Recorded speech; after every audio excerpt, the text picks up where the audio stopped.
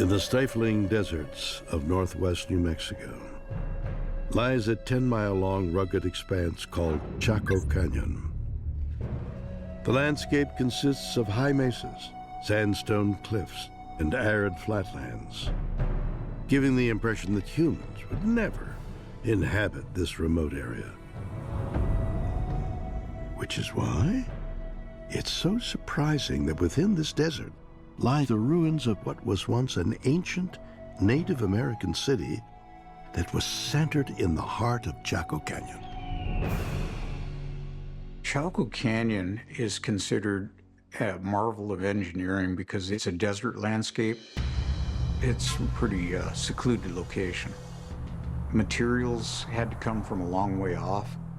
We really don't know why they decided to build there. The time period for the occupation of Chaco Canyon starts around 500 AD, and it goes all the way up to, we're told, 1070 AD. What happened to the inhabitants of Chaco Canyon? Well, we know they left behind some incredible monuments, but what we also know is that this same area is absolutely steeped in paranormal phenomena. Mysterious lights have been seen there. Other types of electromagnetic energy have been reported. And is it possible, therefore, that these energies are something that the Chaco Canyon people actually experienced?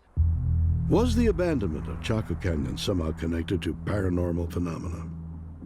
It may sound far-fetched to some, but according to former U.S. Special Operations Officer David Morehouse, the government actually studied bizarre anomalies in Chaco Canyon during the 1980s. I was the only Special Operations Combat Arms officer ever assigned to a CIA DIA Directorate of Science and Technology Special Access Program. The United States government orchestrated the program in 1987 to investigate the source of anomalous phenomena, which was ascending and descending over the Chaco Canyon area. So we decided to keep a vigil over the night sky. And one night at exactly 0100 in the morning, directly above Pueblo Alto, something was happening in the night sky. It was like looking at the translucent surface of water, but hanging in the sky in an oval shape. It seemed to bend the light of the stars behind it. And then, after a short time, approximately 18 to 20 minutes, it was just gone.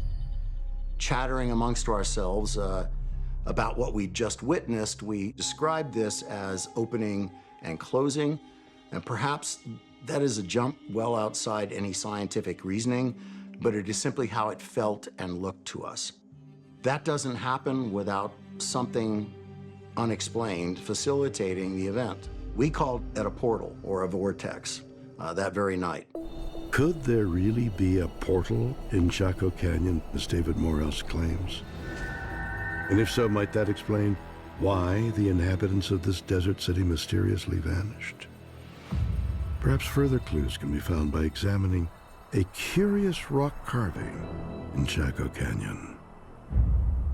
In Chaco Canyon, there's a place called Fajada Butte. The butte rises almost like a monolith out of the desert landscape. And near the top of this butte is a petroglyph that's carved into the rock. And this petroglyph is actually quite large. It's a circular spiral. The spiral itself actually is a sign of migration into a different dimension.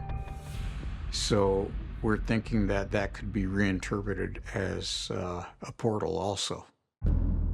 It's very possible that the builders of Chaco Canyon may have traveled through a portal to a different dimension because they disappeared mysteriously. There was something unique about this place, and there had to be some sort of an interaction with something, enough to draw an entire civilization of people there, enough to cause these people to draw spirals into rocks.